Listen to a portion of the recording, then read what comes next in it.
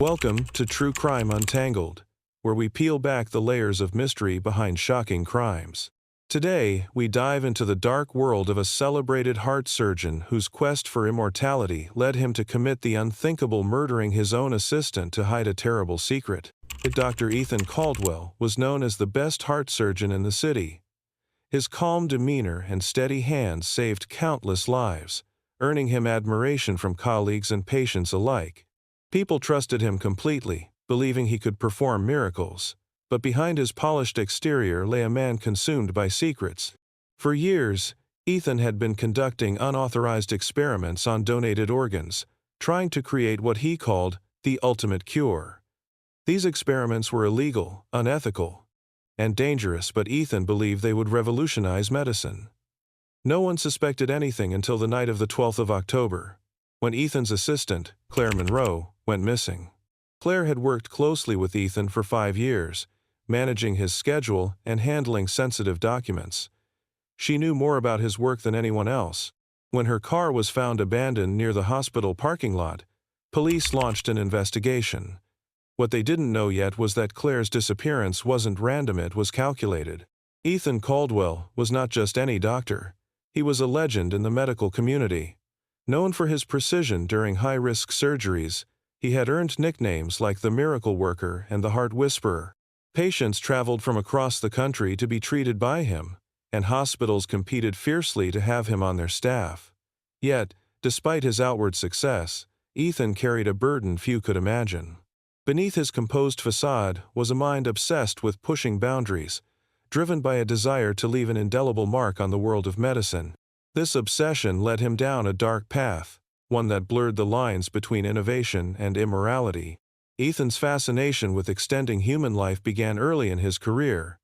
He often stayed late at the hospital, poring over research papers and sketching diagrams in worn notebooks.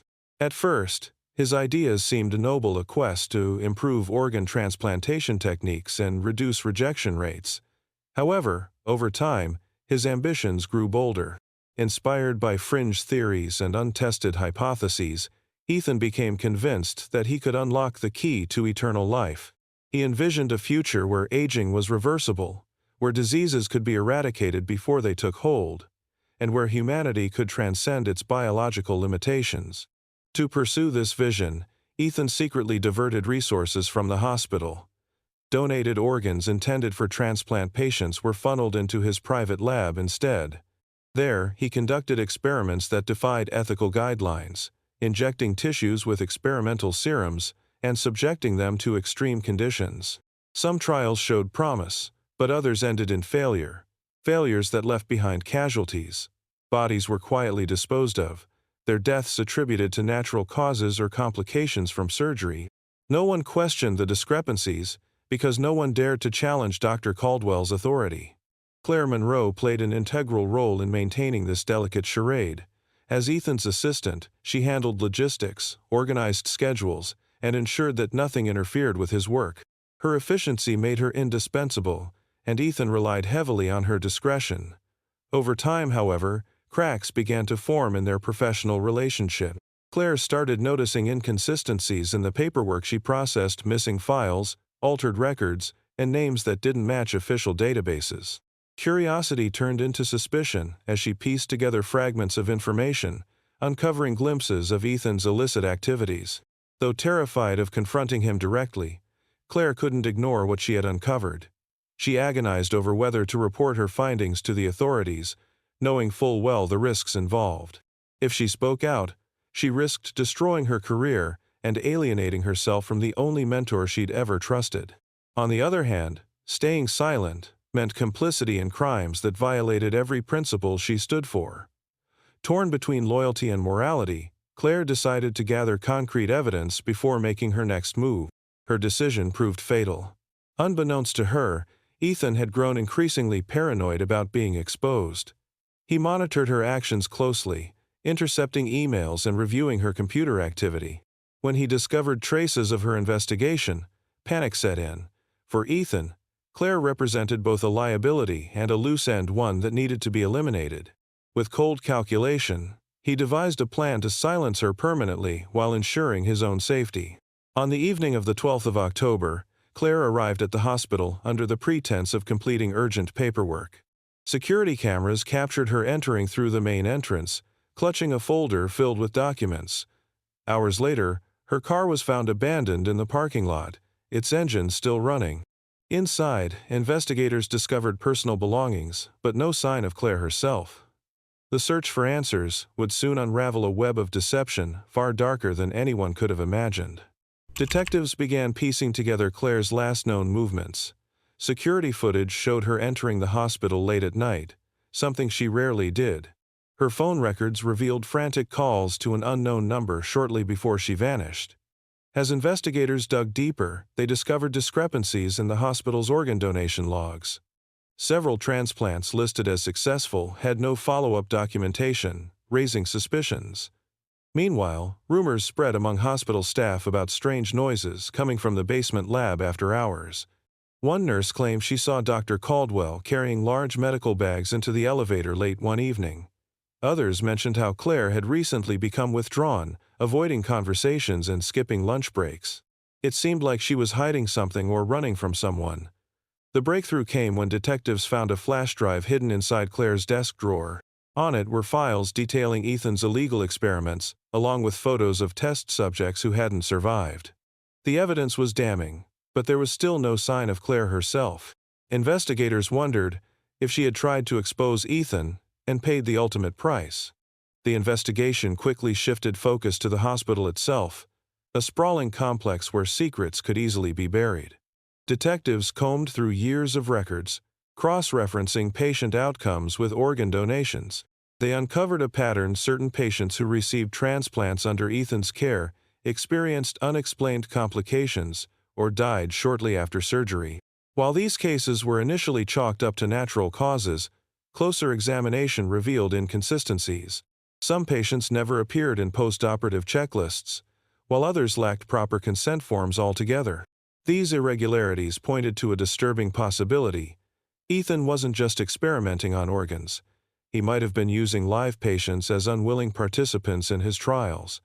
As word of the investigation spread, whispers circulated among the hospital staff. Nurses and junior doctors hesitantly came forward, sharing stories they had dismissed as paranoia at the time. A janitor recalled finding bloodstains in unusual places, such as near air vents or behind supply closets. Another employee described hearing muffled cries echoing from the basement late at night. No one had dared investigate further, fearing retribution from Dr. Caldwell, whose influence extended far beyond the operating room. Even those who suspected wrongdoing chose silence over confrontation, knowing that speaking out could cost them their jobs or worse. Claire's disappearance cast a shadow over the entire facility. Colleagues remembered her as meticulous and dedicated, traits that made her invaluable to Ethan's operation. But in hindsight, they realized she had changed in the weeks leading up to her vanishing. She stopped attending social gatherings, avoided eye contact during meetings, and spent long hours alone in her office. Some speculated she was overworked, while others sensed she was carrying a heavy burden. Now, with her gone, it became clear that Claire had been grappling with something far more sinister than stress. The flash drive provided critical insight into Ethan's activities. Files labeled Project Eternity contained detailed notes on his experiments, including formulas for experimental serums and observations on their effects. Photos depicted human subjects hooked up to machines, their faces obscured but their suffering evident. Notes scribbled in the margins hinted at failures: patients who succumbed to seizures, organ failure, or uncontrollable bleeding. Among the documents was a list of names, some crossed out in red ink. Claire's name appeared near the bottom, untouched but circled twice. Investigators interpreted this as a chilling indication of her fate. What troubled detectives most was the lack of physical evidence linking Ethan directly to Claire's disappearance. Despite the incriminating files, proving his involvement required more than circumstantial proof. Surveillance footage showed him entering the hospital around the same time as Claire, but nothing conclusive placed them together afterward. His alibi claim of working late in his office was supported by timestamps on electronic health records he accessed that night. Yet, inconsistencies lingered. Why would Claire return to the hospital so late? Who was the mysterious caller she contacted moments before vanishing? And why did Ethan's demeanor remain eerily calm despite the chaos surrounding him? The search intensified as police expanded their scope. They obtained warrants to search Ethan's private lab, located deep within the hospital's basement. Accessible only through a restricted elevator, the lab was shrouded in secrecy. Staff members admitted they rarely ventured there, deterred by locked doors and stern warnings from Ethan himself. When officers finally breached the area, they encountered a scene straight out of a nightmare. Surgical tools lay scattered across stainless steel tables, vials of unmarked chemicals lined shelves, and a freezer hummed ominously in the corner. In the center of the room stood a locked storage unit, its surface scratched as though someone had tried to force it open. Inside, they discovered Claire's body. She had been sedated and suffocated, her death carefully staged to look accidental. Forensic analysis revealed traces of experimental drugs in her system, suggesting Ethan had used her as part of his final trial. The horrifying truth began to emerge.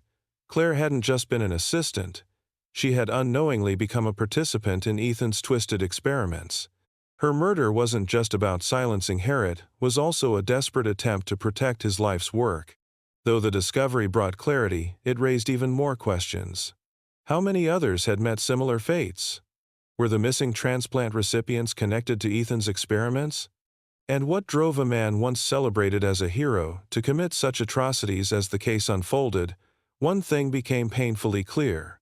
Beneath the veneer of brilliance lay a mind capable of unimaginable cruelty. The search led police to the hospital basement, where Ethan's private lab was located. Officers broke down the door to find a chilling scene. Surgical tools scattered across stainless steel tables, vials of unmarked chemicals lining shelves, and a freezer filled with unlabeled containers. In the corner stood a locked storage unit, its surface scratched as though someone had tried to force it open. Inside, they discovered Claire's body. She had been sedated and suffocated, her death carefully staged to look accidental. Forensic analysis revealed traces of experimental drugs in her system, suggesting Ethan had used her as part of his final trial. The horrifying truth began to emerge. Claire hadn't just been an assistant. She had unknowingly become a participant in Ethan's twisted experiments. But the most shocking discovery was yet to come. Hidden beneath the floorboards of the lab, police uncovered journals detailing Ethan's obsession with immortality. He wasn't just experimenting on organs, he was attempting to create a serum that could reverse aging and extend life indefinitely. Claire's murder wasn't just about silencing her, it was also a desperate attempt to protect his life's work. The lab itself was a labyrinth of horrors, each corner revealing new layers of Ethan's descent into madness. Rows of glass jars contained preserved tissues and organs, some labeled with cryptic codes, others left unidentified. Microscopes were set up on cluttered workstations, their lenses still focused on slides smeared with strange substances. A large centrifuge sat idle in the corner, its tubes dried out but still holding remnants of unknown compounds. The air smelled faintly of antiseptic mixed with something metallic, a scent that made investigators uneasy. It was clear this space wasn't designed for healing. It was a place where humanity's boundaries were pushed beyond recognition. Claire's body lay inside the storage unit, wrapped in plastic sheeting as if Ethan had intended to dispose of her later. Her face was pale, her expression frozen in what appeared to be fear. Autopsy results confirmed she had been injected with a cocktail of untested drugs, likely part of Ethan's latest experiment. These substances caused catastrophic organ failure, leaving her too weak to resist when he administered the fatal dose of sedatives. Detectives pieced together the timeline. Claire must have confronted Ethan about his activities, prompting him to act swiftly. Her trust in him had blinded her to the danger until it was too late. Beneath the floorboards, the journals painted a disturbing portrait of Ethan's psyche. Written in cramped handwriting, the entries detailed his growing fixation on conquering death. Early pages described ambitious goals, finding ways to regenerate damaged tissue or prevent age-related decline. Over time, however, the tone shifted. Ethan began referring to himself as a pioneer, destined to reshape humanity's future, dismissing ethical concerns as obstacles created by lesser minds. He wrote extensively about his frustrations with regulatory bodies, calling them impediments to progress. By the final entries, his words bordered on delusional, envisioning a world where mortality itself would be eradicated under his guidance. One journal entry stood out among the rest. Dated just days before Claire's disappearance, it outlined a plan Ethan called Phase 3. This phase involved testing his serum on living subjects to observe its long-term effects. He noted that previous trials had resulted in severe side effects, including hallucinations, paralysis, and death. Yet instead of halting his research, Ethan doubled down, convinced he was close to a breakthrough. The entry ended with a chilling statement: "Sacrifices must be made for greatness to prevail." Investigators interpreted this as a direct reference to Claire, whose fate seemed sealed the moment she uncovered his secrets. As news of the discovery spread, shockwaves rippled through the medical community. Colleagues who once admired Ethan struggled to reconcile his actions with the man they thought they knew. Some defended him, arguing that his intentions, however misguided, stemmed from a desire to help others. Others condemned him outright, labeling him a monster masquerading as a healer. Public outrage grew as details emerged about the conditions in which Ethan conducted his experiments. Questions arose about how such atrocities could go unnoticed for so long within a supposedly reputable institution. Detectives continued searching for answers, expanding their focus to include anyone connected to Ethan's work. They interviewed former patients, many of whom reported unusual symptoms after receiving transplants under his care. Some described vivid nightmares, sudden memory loss, or inexplicable pain. One woman claimed her skin began shedding weeks after surgery, forcing her to seek emergency treatment elsewhere. Though these accounts varied in severity, they shared a common thread. All involved procedures performed by Ethan Caldwell. Meanwhile, forensic teams worked tirelessly to analyze the contents of the lab. Chemists identified several compounds used in Ethan's serums, some of which were banned due to their toxicity. Others remained unidentifiable, raising concerns about their origins and potential impact. Pathologists examined tissue samples taken from the jars, finding evidence of genetic manipulation. It became apparent that Ethan wasn't merely tinkering with existing science, he was attempting to rewrite the rules of biology itself. Despite the mounting evidence, one question loomed over the investigation: why had no one intervened sooner? Hospital administrators claimed ignorance, insisting they had no knowledge of Ethan's activities. Yet documents found in the lab suggested otherwise, implicating senior staff members who turned a blind eye in exchange for funding or prestige. As the case unfolded, it became clear that Ethan's crimes were not isolated incidents, but part of a systemic failure to prioritize ethics over ambition. The discovery of Claire's body marked a turning point in the investigation. For detectives, it provided the concrete proof needed to build a case against Ethan. For the public, it served as a grim reminder of the dangers posed by unchecked power. And for those who knew Claire, it offered closure but little comfort. Her death underscored the cost of exposing the truth, a price paid far too often in silence. As news of Ethan's arrest spread, more victims came forward. Families of deceased transplant recipients accused him of tampering with their loved ones' surgeries, using them as guinea pigs for his experiments. Former colleagues admitted they had noticed irregularities but feared retaliation if they spoke up. The hospital's reputation crumbled overnight, and lawsuits poured in from all sides. Ethan's defense team argued that his intentions were noble, claiming he was driven by a desire to save lives. But prosecutors painted a different picture, portraying him as a power-hungry madman who valued ambition over ethics. Evidence mounted against him, including witness testimonies and incriminating emails. Yet despite the overwhelming case, Ethan refused to confess, maintaining his innocence even as public opinion turned against him. What shocked everyone most was the revelation that Ethan wasn't working alone. Bank statements linked him to a shadowy pharmaceutical company funding his research. This company had ties to other high-profile scandals, hinting at a larger conspiracy involving corrupt doctors and greedy executives.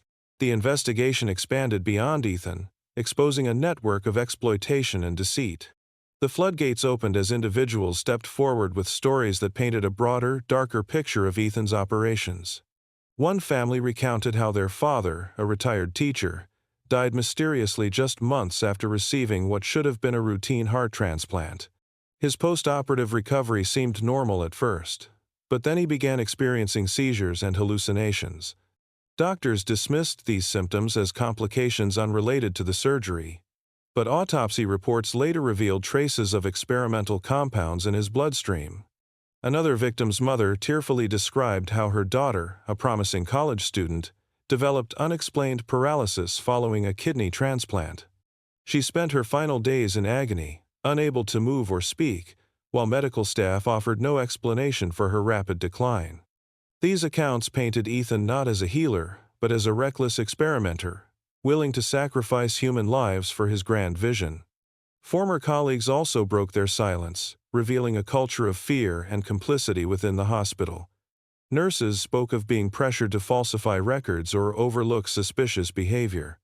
Administrators admitted to ignoring red flags because Ethan brought in lucrative grants and elevated the hospital's profile. Some confessed they suspected wrongdoing but felt powerless to intervene, knowing that challenging Ethan could jeopardize their careers or worse. One doctor recalled overhearing heated arguments between Ethan and Claire in the weeks before her disappearance, though he never imagined it would end in tragedy. These testimonies highlighted how systemic failures allowed Ethan's crimes to persist unchecked for years. Prosecutors built a damning case, presenting evidence that left little room for doubt. Emails recovered from Ethan's computer showed correspondence with the pharmaceutical company, detailing financial transactions and instructions for procuring restricted materials. Internal memos revealed plans to market Ethan's serum under the guise of legitimate treatments, targeting vulnerable populations desperate for cures. Surveillance footage placed Ethan near the lab on the night of Claire's murder, contradicting his alibi. Forensic experts testified about the toxic effects of the drugs found in Claire's system, confirming they matched those used in Ethan's experiments. Each piece of evidence added weight to the prosecution's argument that Ethan was not merely misguided but criminally negligent. Ethan's defense team fought back, attempting to portray him as a misunderstood genius ahead of his time. They argued that his methods, though unconventional, were motivated by a genuine desire to advance medicine. Witnesses called by the defense described Ethan as compassionate and dedicated, emphasizing his contributions to the field. They claimed his experiments were preliminary steps toward groundbreaking discoveries, suggesting that vilifying him would stifle innovation. However, these arguments fell flat in the face of mounting evidence. Public sentiment shifted decisively against Ethan, with many viewing him as a symbol of everything wrong with modern medicine: greed, arrogance, and a disregard for human life. The investigation took an unexpected turn when detectives traced the pharmaceutical company's involvement further. Documents uncovered during raids revealed connections to other unethical practices, including illegal clinical trials conducted overseas and bribes paid to regulators. Executives implicated in the scandal attempted to distance themselves from Ethan, claiming they were unaware of the extent of his activities. Yet financial records told a different story, showing millions funneled into his research under the guise of charitable donations. Investigators discovered that the company had exploited loopholes in international law to test dangerous substances on impoverished communities, masking failures as successes to secure funding. This revelation exposed a global network of corruption, implicating powerful figures across multiple industries. As the scope of the conspiracy widened, so did the public outcry. Protesters gathered outside the hospital, demanding accountability and reform. Advocacy groups called for stricter regulations to prevent similar abuses in the future. Journalists uncovered additional cases of misconduct tied to the pharmaceutical company, prompting investigations in several countries. The scandal dominated headlines, sparking debates about the ethics of medical research and the responsibilities of those entrusted with saving lives. For many, Ethan's arrest was only the beginning, a catalyst for addressing deeper issues plaguing the healthcare system. Despite the growing scrutiny, Ethan remained defiant. Throughout the trial, he sat stoically, refusing to show remorse or acknowledge wrongdoing. His refusal to cooperate frustrated investigators, who hoped to uncover more details about his experiments and collaborators. Some speculated that he believed himself untouchable, convinced of his own brilliance even in the face of ruin. Others saw his silence as a calculated strategy, protecting those who funded his work in exchange for leniency. Whatever his reasoning, it became clear that Ethan viewed himself as above reproach, immune to the consequences of his actions. The trial captivated audiences worldwide, drawing comparisons to real-life medical scandals. Viewers watched intently as prosecutors laid bare the horrors hidden behind hospital walls. Survivors of Ethan's experiments shared their harrowing experiences, putting faces to the statistics and giving voice to the silenced. Their courage inspired others to come forward, ensuring that the full scope of the damage would be known. As the case unfolded, one truth emerged. Ethan Caldwell was not an anomaly, but a symptom of a broken system that prioritized profit over people and ambition over morality. The trial captivated the nation, drawing comparisons to real-life medical horrors. Prosecutors presented Claire's flash drive as the smoking gun, while forensic experts testified about the dangers of Ethan's experiments. Surviving test subjects shared harrowing stories of pain and suffering, painting a grim picture of Ethan's methods. In the end, Ethan was convicted of first-degree murder and sentenced to life in prison without parole. The pharmaceutical company behind his work faced massive fines and public backlash, forcing it to shut down operations. The hospital implemented strict reforms to prevent similar incidents in the future. But questions lingered. Was Ethan truly remorseless, or was he a product of systemic failures within the medical industry? Could his experiments have succeeded under ethical conditions? And most hauntingly, how many others had died in pursuit of his so-called ultimate cure? Though justice was served, the scars remained. Claire's family struggled to move on, haunted by the knowledge that her loyalty had cost her life. Viewers of the documentary couldn't help but wonder, how many other doctors out there are hiding terrible secrets behind closed doors? Ethan's conviction marked a turning point, yet it did little to erase the trauma inflicted on those who crossed his path. Families of victims found themselves grappling with grief and anger, their lives forever altered by his actions. For Claire's parents, the verdict brought no solace. They remembered their daughter not as a victim but as a bright, compassionate woman who believed she was making a difference. Her dedication to her work blinded her to the danger lurking beside her, and now they were left to pick up the pieces. Every unanswered question about her final days deepened their pain, leaving them trapped in a cycle of what-ifs. The media coverage only compounded their anguish, reducing Claire's legacy to headlines and soundbites. Survivors of Ethan's experiments also bore invisible wounds.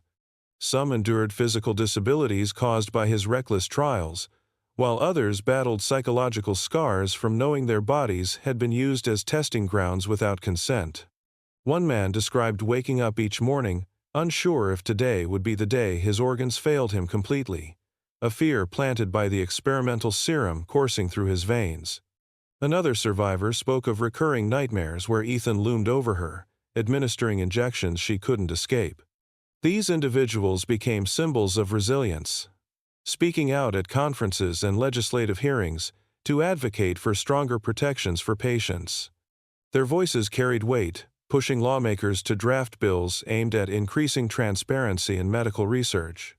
The fallout extended beyond personal tragedies, prompting widespread changes within the healthcare system.